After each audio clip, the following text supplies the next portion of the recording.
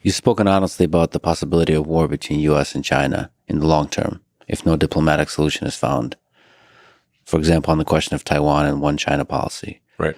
How do we avoid the trajectory where these two superpowers clash?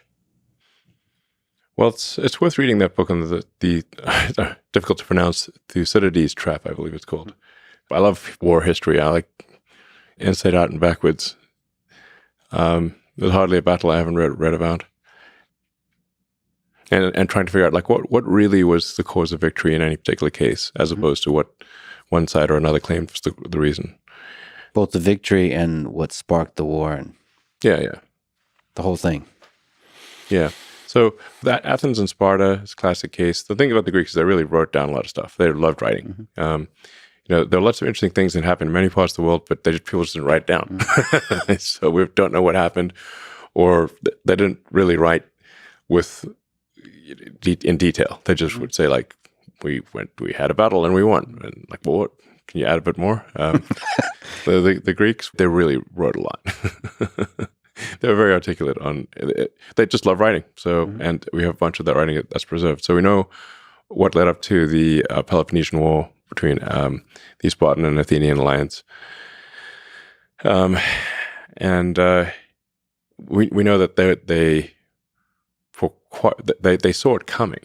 I mean, the Spartans didn't write. They also weren't very verbose by their nature, but they did write, but they weren't very verbose. They were terse.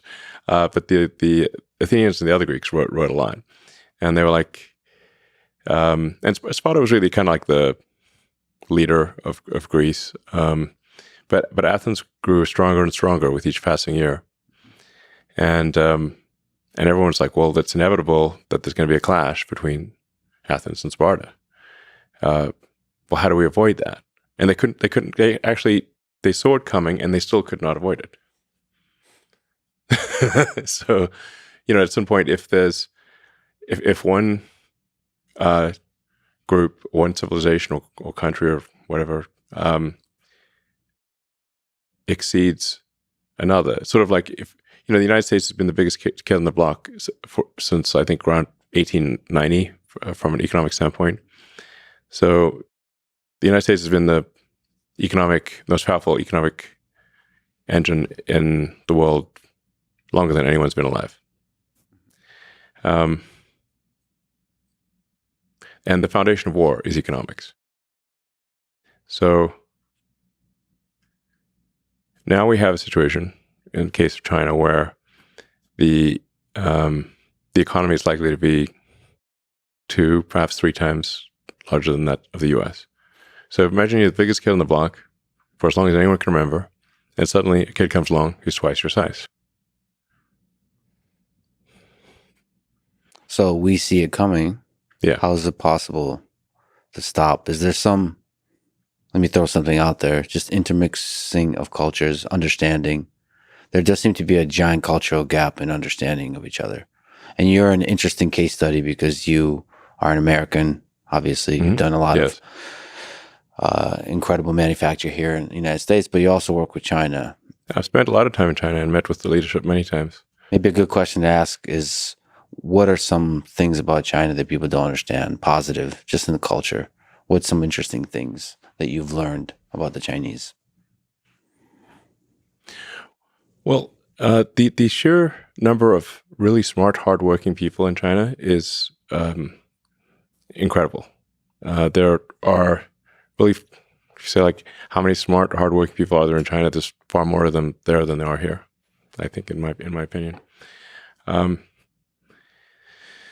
they've got a lot of energy. So, I mean, the architecture in China that's in recent years is far more impressive than the U.S. I mean, the train stations, the buildings, the high-speed rail, everything. It's really far more impressive than what we have in the U.S. I mean, I recommend somebody just go to Shanghai and Beijing, look at the buildings, and go to, take the train from Beijing to Xi'an, where you have the terracotta warriors. China's got an incredible history, very long history. And, I think arguably in terms of the use of language from a written standpoint, sort of one of the oldest, perhaps the oldest written language, and then China, people did write things down. So now China historically has always been, with rare exception, been internally focused. They have not been acquisitive.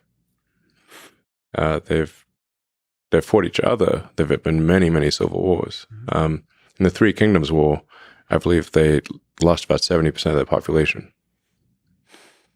So they've had brutal internal wars, like civil wars that make the U.S. Civil War look small by comparison. So I think it's important to appreciate that China is not monolithic. We sort of think of like China as this sort of one entity of one mind, and this is definitely not the case. From what I've seen, and I think most people who understand China would agree, that people in China think about China 10 times more than they think about anything outside of China. So it's like 90% of their consideration is internal. Well, isn't that a really positive thing when you're talking about the collaboration and a future peace between superpowers? When you're inward facing, which is like focusing on improving yourself versus focusing on, quote unquote, improving others through military might. The good news, the history of China suggests that China is not acquisitive, meaning they're not going to go out and invade a whole bunch of countries. Now, they do feel very strongly, so that's good. I mean, because a lot of very powerful countries have been acquisitive. The U.S. is also one of the rare cases that has not been acquisitive. Like after World War II, the U.S. could have basically taken over the world and any country. Like we got nukes, nobody else got nukes. We don't even have to lose soldiers. Which country do you want? And the United States could have taken over everything. At will, and it didn't. And the United States actually helped rebuild countries. So it helped rebuild Europe. Helped rebuild Japan. This is very unusual behavior, almost unprecedented. The U.S. did conspicuous acts of kindness, like the Berlin airlift. And I think it's always like, well, America's done bad things. Well, of course, America's done bad things, but one needs to look at the whole track record. And just generally, one sort of test would be, how do you treat your prisoners of war? Or let's say, no offense to the Russians, but let's say you're in Germany. It's 1945. You got the Russian army coming on one side, and you got the French, British, and American armies coming on the other side. Who would you like to surrender to? Like, no country is like morally perfect, but I recommend being a POW with the Americans. That would be my choice very strongly. In the full menu of POW. Very much so. And in fact, Wernher von Braun took, a smart guy, was like, we've got to be captured by the Americans. Yep. And in fact, the SS was under orders to execute von Braun and all of the German rocket engineers. And they narrowly escaped their SS. They said they were going out for a walk in the woods. They left in the middle of winter with no coats. And they ran and with no food, no coats, no water. And just ran like hell and ran west.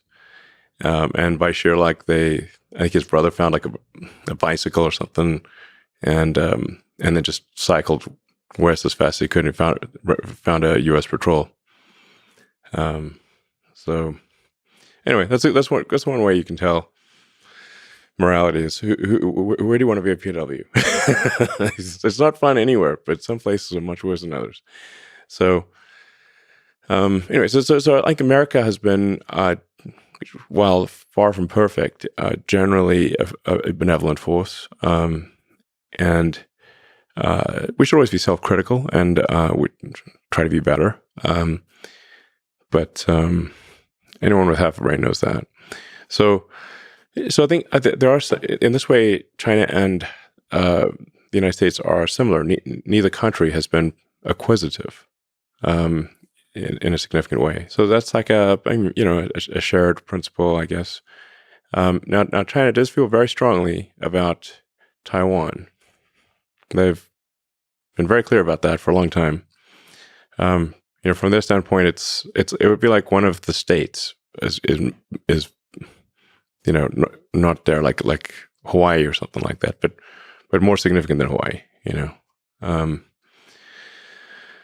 And Hawaii is pretty significant for us. So they view it as really that there's a fundamental part of China, the island of Formosa, not Taiwan, that is not part of China but should be. And the only reason it hasn't been is because of the U.S. Pacific Fleet. And as their economic power grows and as their military power grows, the thing that they are clearly saying is their interest will, clearly be materialized. Yes. China has been very clear that they will incorporate Taiwan peacefully or militarily, but that they will incorporate it from their standpoint is 100% likely.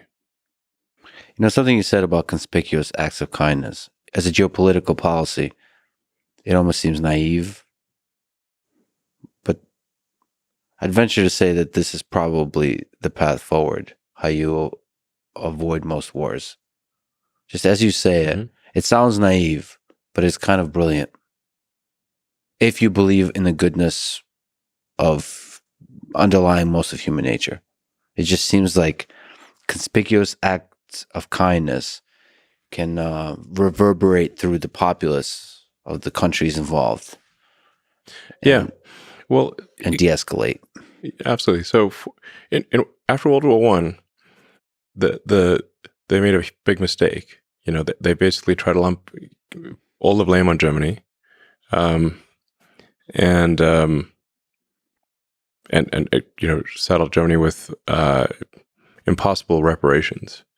Really there was quite a bit of blame to go around for World War I, but they try to put it all on Germany, and that laid the seeds for World War II. So it's a lot of people, well, not just Hitler, a lot of people felt wronged, and they wanted vengeance, and they got it. People don't forget. Yeah. You kill somebody's father, mother, son, daughter, they're not going to forget it. They will want vengeance. So after World War II, they're like, well, that Treaty of Versailles was a huge mistake in World War I. And so this time, instead of crushing the losers, we're actually going to help them with the Marshall Plan, and we're going to help rebuild Germany. We're going to help rebuild, Austria and the other, Italy and whatnot. So, and that was the right move. It does feel like there's a profound truth to conspicuous acts of kindness being an antidote to this. Something must stop the cycle of reciprocal violence. Something must stop it, or it will, it'll never stop. Just eye for an eye, tooth for a tooth, limb for a limb, life for a life, forever and ever.